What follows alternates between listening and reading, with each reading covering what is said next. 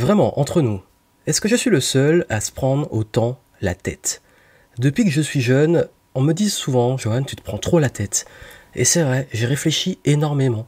Je pense trop. Je passais des journées à réfléchir sur plein de sujets, jusqu'à parfois me créer mes propres nœuds au cerveau. Est-ce que vous êtes comme ça aussi? Est-ce que vous aussi, vous avez tendance à trop penser, à trop réfléchir, à avoir trop de pensées envahissantes, et donc à vous prendre la tête? Et ça peut très vite être fatigant, parce que souvent, on remet tout en question, on se remet en question, on remet le monde en question, on se pose plein de questions. Et comment gérer ça? Comment gérer le fait de trop penser? Ça va être le sujet de cette Game Entrepreneur Story qui va être très personnel, parce que je crois que c'est un sujet qui est important. Et d'ailleurs, moi-même, je le dis parfois à mes clients, vous prenez trop la tête, tu te prends trop la tête. Et justement, comment arrêter de se prendre la tête et comment utiliser ça comme atout pour progresser? Ça va être le sujet aujourd'hui.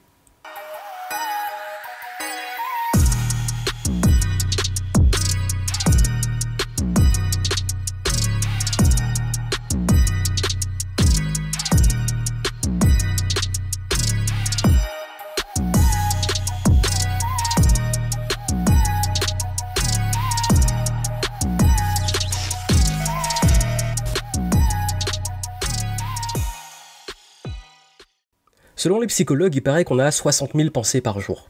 Ok, donc je pense très honnêtement que je dois avoir dépassé les 100 000. Franchement, je pense que je suis aux 6 chiffres par jour.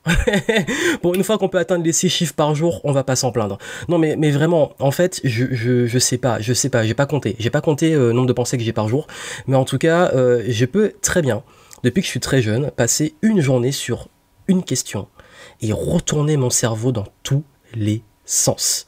Et toujours à poser beaucoup de questions, à me poser beaucoup de questions, à remettre en question beaucoup de choses. Et c'est vrai que ça peut être fatigant, ça peut être difficile à vivre, ça peut même créer un peu de déprime parce que quand on se pose trop de questions, parfois j'ai l'impression qu'on vit un petit peu moins, qu'on a tendance souvent à imaginer des trucs, à se faire même parfois des scénarios, des trucs dans la tête au lieu de vraiment pleinement vivre l'instant présent. Et c'est vrai que quand j'étais jeune, ça m'a beaucoup apporté pas mal de situations de déprime, de conscience de choses sur le monde et des questionnements que je n'étais pas censé me poser à mon âge. Et puis le fait aussi même juste encore aujourd'hui, le sujet sur lequel j'aime le plus souvent, enfin je dirais pas vraiment que j'aime, mais sur lequel je médite le plus souvent, je réfléchis le plus souvent, je vais être franc avec vous, c'est la connerie humaine. Il y a des fois je me dis mais vraiment on en est là quoi, encore. Je sais, c'est pas forcément le plus productif, le plus positif, mais je suis transparent avec vous. Il y a des fois où je peux me mettre à réfléchir, à essayer de comprendre comment les autres y pensent, pourquoi ils font ça, pourquoi ils pensent comme ça, pourquoi ils sont aussi toxiques. Mais je vous rassure, il n'y a pas que ça. Il y a aussi les sujets de mon business, je remets tout le temps tout en question. Je remets en question aussi mes projets. Allez voir ma vidéo sur les multipotentiels, parce que je suis multipotentiel et j'ai tendance à me lancer dans plein de trucs, à avoir toujours plein d'idées et à vouloir toujours faire converger plein de choses. Et le moins de petits projets, le moins de trucs, la moindre situation, le moins de contexte, chez moi, ça va partir en fusée au niveau du cerveau. Mais j'ai appris à canaliser ça, j'ai appris à l'utiliser à bon escient et à l'utiliser surtout pour progresser. Parce que le gros souci, c'est que quand on ne comprend pas ces patterns, qu'on a du mal à le gérer, ça peut nous faire vivre un véritable enfer. Le pire, ça nous est tous arrivé, je pense que ça va vous parler, c'est de vous réveiller en pleine nuit avec votre cerveau qui va à 10 000 à l'heure et impossible de dormir. Toute la journée, ça va, ou peut-être un peu normaux et tout, et quand le soir arrive, le cerveau il s'active, et là, tu ne peux pas dormir. Je vais vous dire un peu ce qui m'a aidé, et c'est vraiment un partage personnel, parce que je pense pas qu'il y ait une formule miracle, à part apprendre à se connaître, à part apprendre à comprendre aussi comment le gérer, et apprendre aussi à organiser nos journées par rapport à ça, et notre créativité, canaliser la créativité avec ça, parce que c'est un atout en réalité. C'est un atout parce que il faut dire aussi qu'il y a beaucoup de personnes qui... Il y a des fois, je me suis posé la question, est-ce qu'on serait pas plus heureux si on vivait sans réfléchir, si on vivait juste... Vivre quoi, profiter de l'instant présent, mais d'un autre côté, je me dis, mais vivre une vie passive, sans se poser des questions sur le sens de la vie, sur l'univers, sur ce qui nous entoure. Moi, j'aime comprendre en fait, ça me fait kiffer au fond. Mais, encore une fois, comme je l'ai dit, autant l'utiliser pour que ça soit productif. Parce qu'au bout d'un moment, la masturbation intellectuelle, ça va 2 secondes. Donc du coup, j'ai parlé un peu du fait que j'étais multipotentiel. Et le premier conseil que je pourrais vous donner, c'est ce qui m'a beaucoup aidé, moi, c'est d'apprendre à me connaître, justement, à connaître un peu mon profil. Parce que je sais pas si, j'ai pas du genre à aimer qu'on mette des gens dans les cases. Alors dès que je le fais, il y en a beaucoup qui réagissent, qui partent au créneau, mais les cases, en fait, le but, c'est pas de s'enfermer dans la case, c'est de mettre des mots sur ce qu'on vit, et donc en mettant des mots, on peut trouver aussi des solutions. Je vous explique différents types de tests. Ça, il y a plein de tests de personnalité, j'en ai fait plein. D'ailleurs, il y en a plein qui me disent, ouais, mais t'es un zèbre, t'es un HP, t'es ceci, t'es cela. Bon, ok.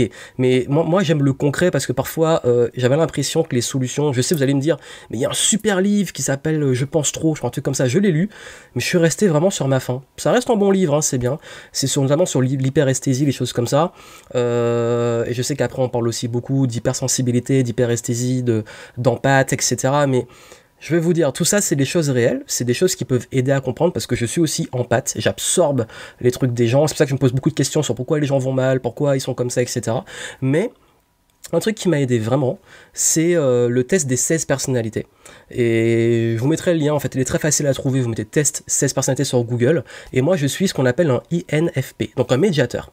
Et il y a plein de profils comme ça, qui sont des profils en fait qui vont beaucoup aller vers une certaine sensibilité, mais aussi une sorte d'utopie.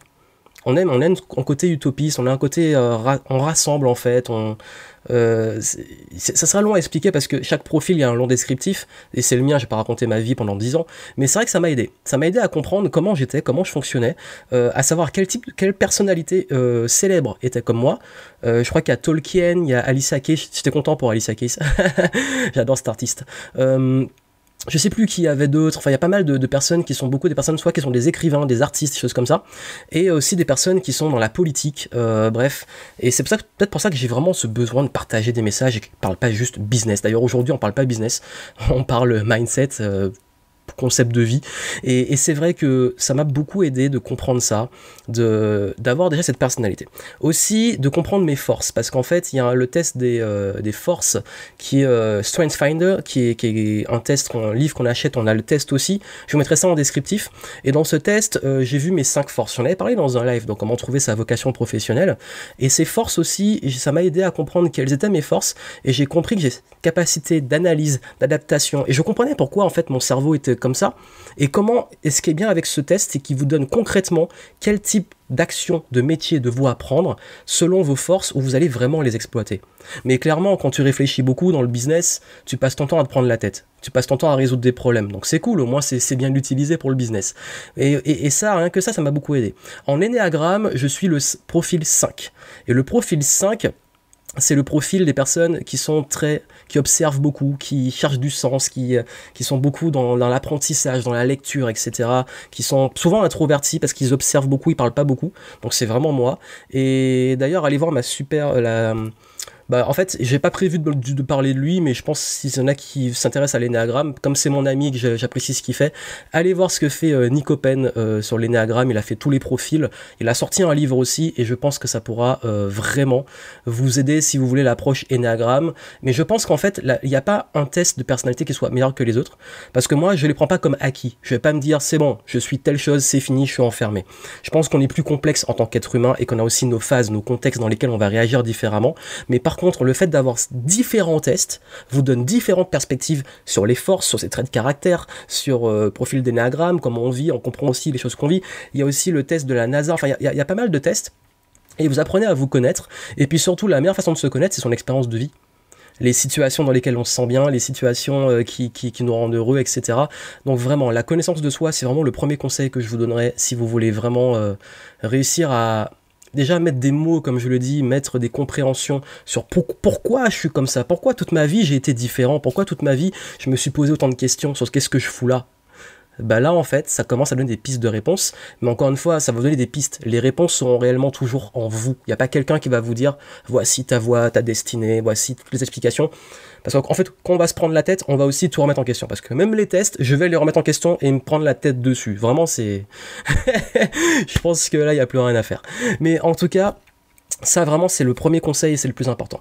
Le deuxième c'est de s'occuper. Ça veut dire quoi? Ça veut dire que j'ai remarqué qu'en fait j'avais tendance à me prendre la tête quand je passais du temps à m'ennuyer peut-être aussi. Mais c'est bien de s'ennuyer parfois mais pas tout le temps.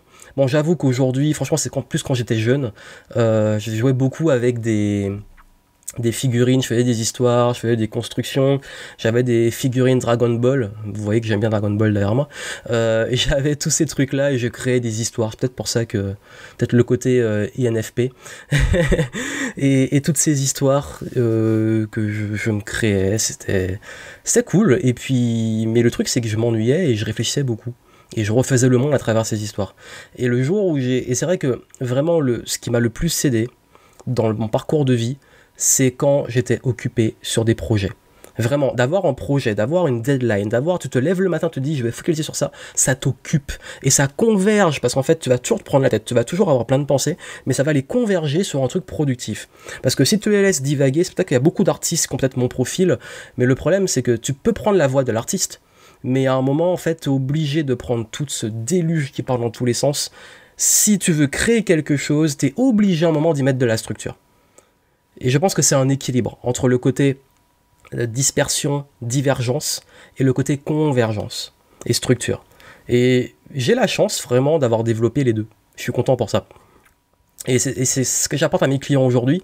Et j'ai utilisé ça comme une force, c'est qu'aujourd'hui je peux vous apporter autant la partie créative, la partie casser les codes, sortir des règles, sortir des cadres, mais aussi vous mettre de la structure derrière, de la rigueur, de la discipline, qui va, dans l'exécution, permettre d'aller beaucoup plus loin. Et le fait de s'occuper, d'avoir des projets, d'avoir des deadlines, de structurer les choses, ça va vous libérer de la charge mentale. Ça va vous aider vraiment à beaucoup plus progresser. Et par rapport à ça, au fait de s'occuper, troisième conseil, occupez-vous en groupe.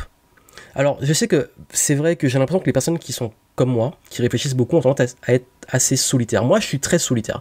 Je peux être très bien en étant solitaire. Franchement, pendant le confinement de 2020, j'ai très bien vécu ma solitude.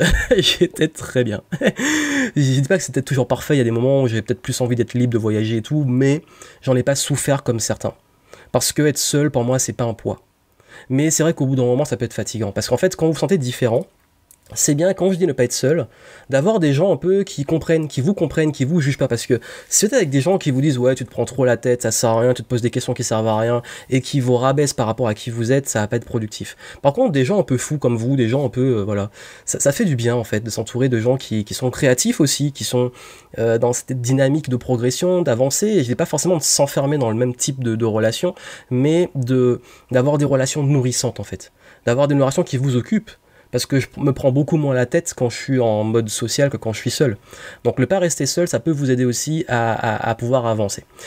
Quatrième conseil, là c'est plus pour ceux qui qui se prennent la tête sur des projets. Et quand vous avez vraiment du mal à avancer, honnêtement, et je dis pas ça que parce que c'est aussi mon métier, mais faites-vous accompagner, vraiment. Un coach, un mentor, faites-vous accompagner. Ça vous libère justement de la charge mentale parce que vous allez poser 10 000 questions sur qu'est-ce que vous devez faire, comment le faire. Honnêtement, par exemple, je vais vous donner l'exemple du sport. Moi, ça me soulage d'avoir quelqu'un qui me dit quel exercice faire, comment entraîner, quoi manger, etc. Parce que si je me laisse faire par ça, je vais avoir tellement d'idées, tellement de trucs que je vais passer mon temps à me prendre la tête pour savoir qu'est-ce que je vais faire. Vraiment, vous faire accompagner sur un projet précis, notamment entrepreneurial, parce que vous êtes beaucoup d'entrepreneurs à me suivre ou de gens voulant vous lancer, ça va vous aider. Parce qu'en fait, vous suivez le plan, on vous donne des feedbacks, on vous donne des retours et ça vous évite de vous prendre la tête sur les mauvaises choses. Que ça aussi c'est un piège, se prendre la tête sur les choses qui ne sont pas prioritaires. Et ça vous aide aussi à avoir ce recul. Et donc de vous recadrer, vous mettre sur les bonnes choses, de pouvoir progresser. Et ça m'amène au dernier conseil que j'ai envie de partager avec vous, c'est limiter les choix. Je sais que ça peut être tortueux quand on dit ça, surtout quand on est un multipotentiel et quand on est quelqu'un qui se prend la tête, le cerveau il part, hein, c'est le côté, il n'y a pas de limite. Et là on te dit, tu dois limiter tes choix. Mais en fait, limiter les choix, ça ne veut pas dire arrêter tout ça. Limiter les choix, c'est dans vos vêtements. Arrêtez d'avoir 10 000 vêtements et de vous retrouver le matin à vous prendre la tête à qu'est-ce que vous allez mettre sur vous. Moi, j'ai très peu de vêtements, j'en ai beaucoup donné. Encore une fois, parfois, quand je pars en voyage, je ramène quelques-uns et je fais encore le tri parce que je vais toujours mettre les mêmes en vrai. et du coup, à réussir à avoir cette... limiter les choix quotidiens dans le business, les outils que vous utilisez, éviter d'avoir trop de choses en fait. C'est avoir une approche minimaliste, pas une minimaliste extrême dans sa vie, mais minimaliste dans les choix que vous avez dans votre quotidien qui ne sont pas prioritaires. Pour garder toute cette ressource disponible de créativité, de prise de tête sur des choix qui en valent la peine. Parce que si vous utilisez cette énergie, cette volonté, et parce que c'est limité par jour hein, l'énergie, juste sur des choix, qu'est-ce que vous allez manger ce midi, qu'est-ce que vous allez mettre sur vous, on s'en sort pas, hein. Vraiment, on s'en sort pas. Je sais de quoi je parle. Vraiment, voilà les conseils que je voulais vous donner. Apprenez à vous connaître, occupez-vous, entourez-vous de gens aussi qui vous ressemblent et qui vous comprennent. Faites-vous accompagner pour avoir ce recul, limitez les choix. Vraiment, moi, ça m'a aidé. Ça m'a beaucoup aidé à mieux vivre ça. Et dans mon quotidien, moi, c'est ce que je cultive. Mais vraiment, encore une fois, ce concept, c'est vraiment de l'expérience. Je partage, moi, ça qui a fonctionné pour moi. J'ai lu beaucoup de livres sur le sujet, j'ai fait plein de choses, c'est vraiment ça qui m'a aidé. Mais d'ailleurs, si vous, qui vous prenez la tête, vous avez des trucs et astuces qui vous aident, partagez-les en commentaire. Franchement, moi, j'aimerais connaître vos astuces, peut-être que j'en connais pas, qui vont m'aider. Et je serais ravi. Donc partagez, aidez tout le monde, qu'on puisse mieux vivre ce poids des 100K. En fait, tout le monde vise les 100 000 et, pour certains paliers. Et puis qu'on arrive aux 100 000 pensées par jour. Je sais pas si c'est possible, hein, c'est mon délire.